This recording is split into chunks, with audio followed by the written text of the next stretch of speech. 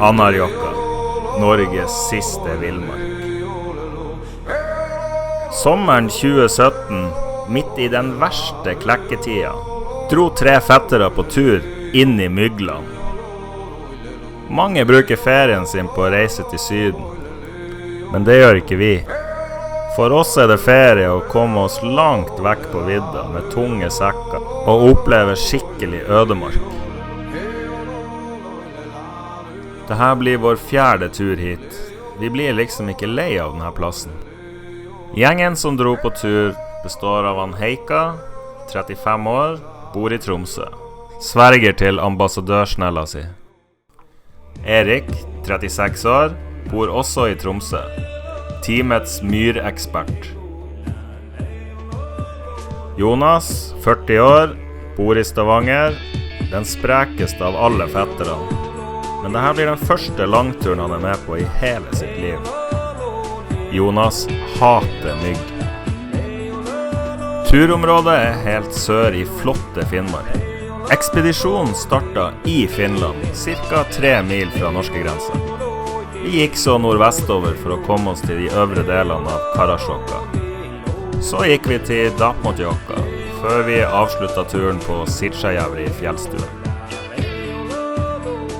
Dette ble en tur gjennom Mygland. Det har vært en lang dag. Så nå går vi bare kilometer, setter leir. Jeg kan bekrefte, myggen er absolutt til stede. Den er hissig. Men vi har smurt oss, og røyken er i kjeften. Vi er klar. Vi er klar. Da går vi de første meterne her nå. Tunge sekker.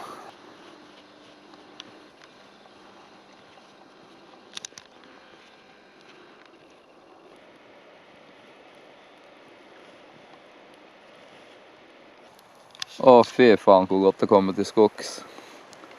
Det her er det her livet handler om. Nå er vi klar. 3 mil. 2,5. 3 mil.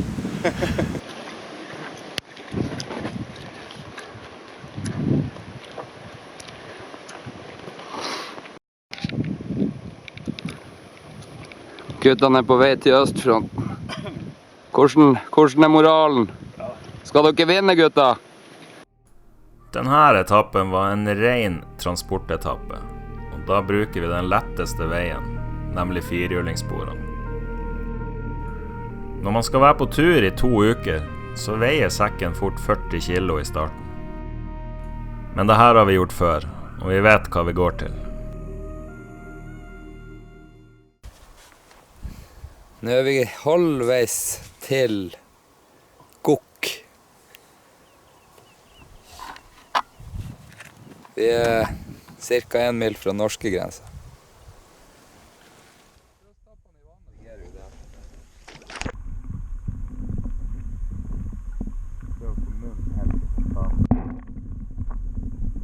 Vi våkna opp til en helvetes regnskur her. Kanskje like greit. Da kommer vi oss av gårde tidlig. Ja, tipper vi da går om et par timer. Det blir koselig det her. Var det ikke varmt? Oi! Åh? Litt Åh, var det gjøtt? Var det synkebønn? Ja, litt. Åh, herlig. Ja. Må du være forsiktig nå, så det ikke detter. Det hadde vært synd.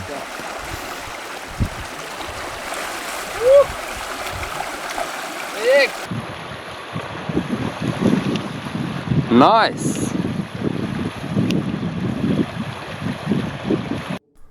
Endelig! Etter 3 mils baksing var vi fremme med grensegjerdet.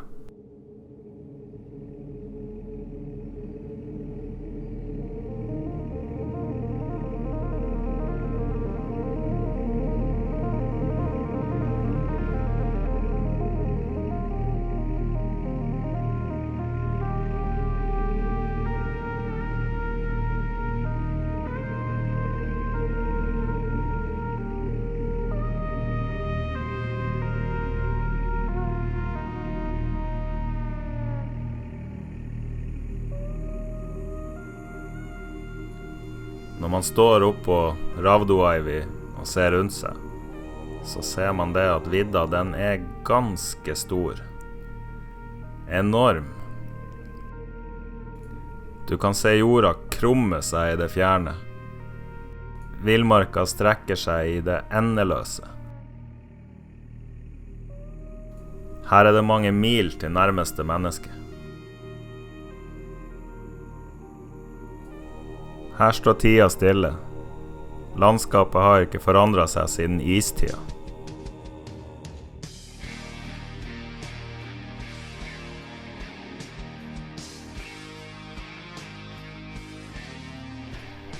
Endelig kunne vi sette beina i Øvre Anárjohka nasjonalpark.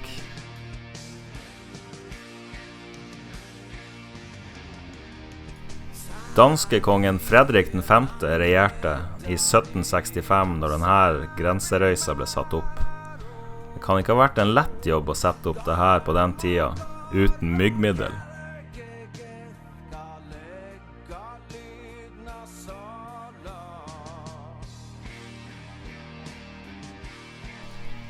Her inne er det hundrevis av fiskevann og flotte fiskeelver, og den fineste naturen vi vet om. Hit vil vi hver sommer. Hvor er vi nå? Akkurat der.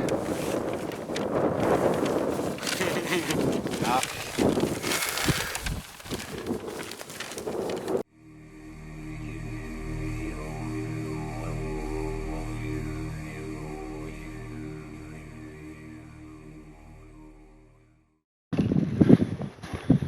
Litt sånn renlav. Litte grann. Ikke så mye. Jeg sier det var litt renlav her. Jeg vet ikke om man fanger det på film, men det er et par tusen mygg og knott på Jonas der. Det var ikke så mye mygg lenger. Så det er en stille bønn om litt vind i morgen, eller i kveld, eller... Ja. Ikke bare litt. Så jeg har bare et par millioner. Det er ikke mer. Ikke ille. Det er ikke ille. Nei, blir man ikke gal nå, så blir man ikke gal. Tenk å bare bli sluppet ned her i barræva. Da hadde du død. Det hadde ikke vært håp. Du hadde faktisk død. De hadde sugd deg her. Ja, det hadde ikke tatt sikkert mer enn en time. Nå er vi på et sinnssykt stort vann som heter Gavnejavre.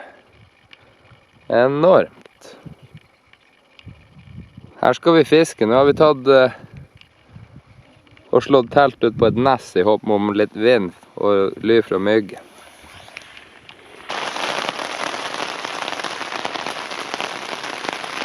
Jeg tror det blir hviledag i dag. Åja. Åja.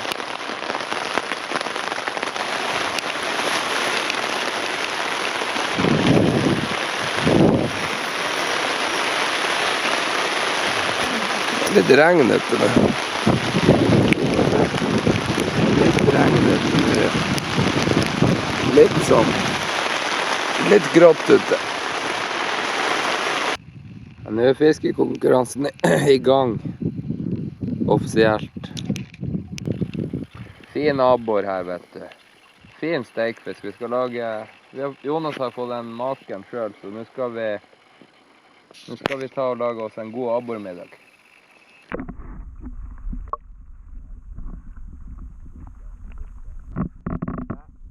Ja, se på den du. Det er fin og feit. Den var faktisk ferskestøren min. Tror du det? Konkurransen er i gang nå. Juhu! Svær abbor. Svær og svær. Sikkert en halv kilo nærmere. Fin abbor. Her har vi fått 2 til. Foreløpig så har jeg en på 0,55, og så har Jonas en på 0,45 der. Får vi se hva den her veier nå, så... Tipper 0,35. Ja. Par til sånne, så er det middag. Erik har ikke fått noen. Hva, du har dårlig hall, Erik? Det er halve du skal etter på deg, Erik. Det er jo forferdelig. Her ser vi hvor Hvor fort det snur på vidda. Gikk fra solskinn til snudd over til nordvesten og regn på 1 minutt. Så nå er det bare å komme seg inn i teltet. Skal ikke ut i det der været. Just hunker down, eh? For dem som er særs interessert, skal vi jo akkurat vise hvor vi er nå. Vi er her. Ute på nesset. Der ligger vi. Og i morgen så skal vi forsere noen litt interessante kilometer.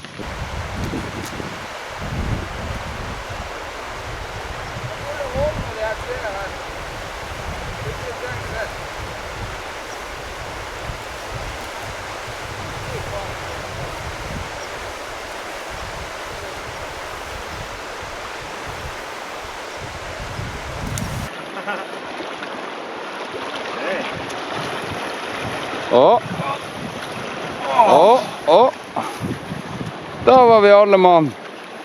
Ikke akkurat i mål, men vi skal over her igjen. Litt mygg.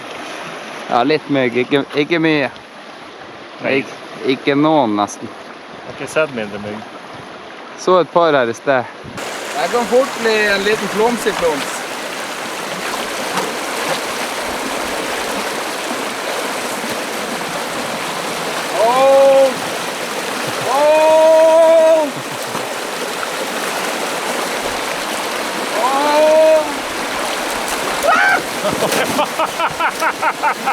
Uff da! Ble du våt? En liten flomsiklon. Det går.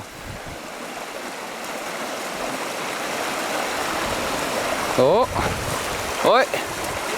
Nå er Jonas, han elsker å gå over sånne bruer. Han er ekspert på det. Se der, tørrskodd. Han er som en full sjømann på vei hjem fra byen.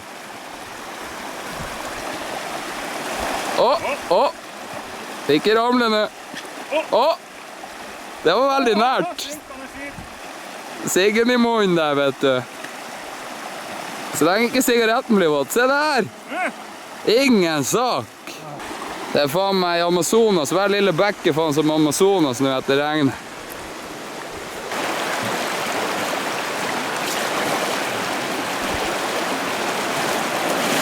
Oi!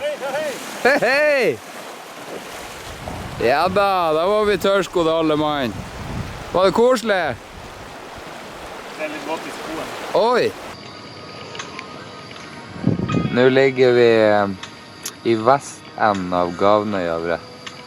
I morgen skal vi gå til Karasjok. Det er 1 mil.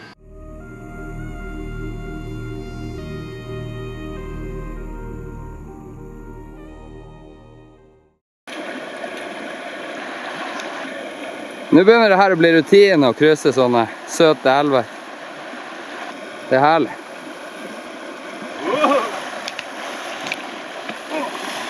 Var ikke det godt? Det var kjempe. Du ble ikke våt på beina.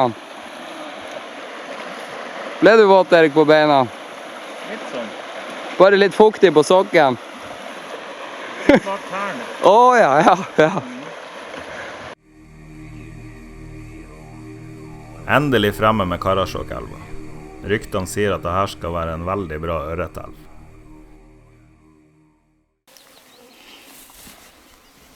Ja, nå er vi i Karasjokka og drar opp storørret. Nei, det var ikke... Ja! Det var ikke helt... Uff da! Det var ikke helt tørt der.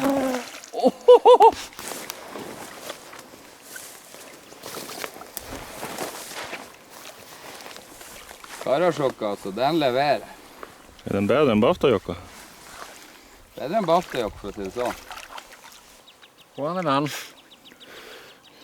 Bare lås snør og hiv den opp. Det er ikke noen elegant måte å gjøre det på. Ikke i det her busket. Opp her.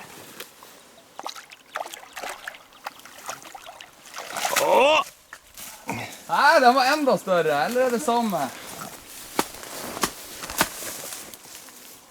Hæ? Ja, den er Karasjok og lever. Det er kubba. Akta. Da var det Jonas sin tur.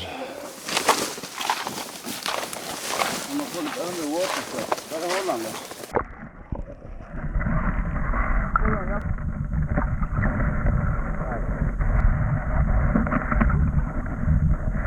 Jeg kan jo ikke dette her. Nå skal jeg ta den i landet. Bare la han være litt. Åh. Se der, ja. Det er ny personlig rekord når det gjelder... Det er det, ja. Ja. Den var nydelig. Den var kanskje den fineste ørreten av dem alle. Feit og fin. Erik har fått fisk. Få se den der jævelen. Oi, den var enda større. Nå er det ørret her. Det er bare å ha hall i orden, så er det ikke noe problem å få fisk. Nei, Oi, se der. Fin ørret. Karasjokka viste seg i all sin prakt. Jeg får den fransløs. Den bruker jeg den. Sjekk. Det bare vaker. Jonas, han debuterer på mange måter nå. Første store ørreten. Første gang han sløyer fisk. Se der du. Strekk og rør kjøttet. Det er kvalitetsfisk. Men er jeg for langt nede nå? Ja, du skal ikke gjøre sånn. Hvor skal Bare jeg nå? rett ned der. Rett ned. 90 grader. Her mellom finnene. Ikke så djupt. Det skal bare akkurat under huden da. Så ikke du spjeler magesekk. Det var litt mygg her i tillegg. Litt mygg. Får en liten close-up av ryggen her. Ja.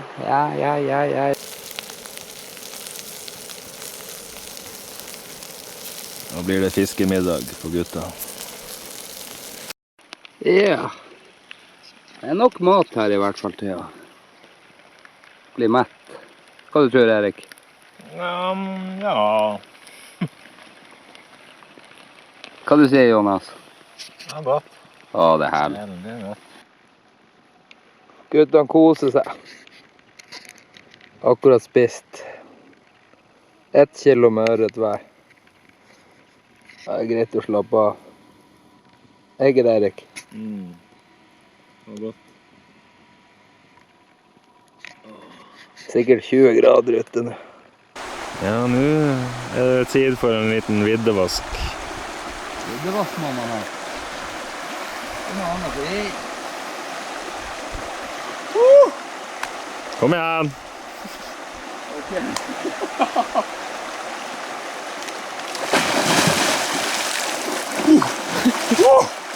Var det varmt? Jeg trodde jeg skulle bade litt.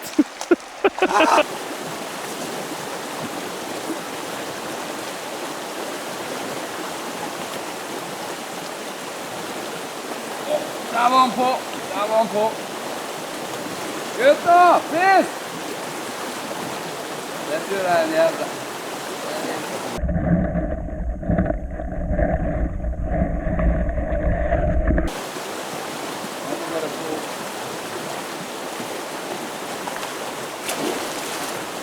Den var stor. Se foran oss. Uten å knekke stang.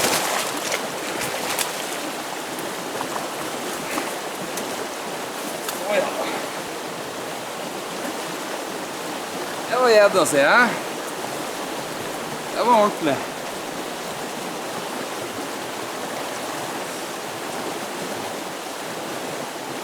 $4,2. Yes, da har jeg snekket meg ut på en odde her utenfor teltplassen. Her er karasjokka på sitt beste. Og det er infernalsk mye mygg. Helt jævlig.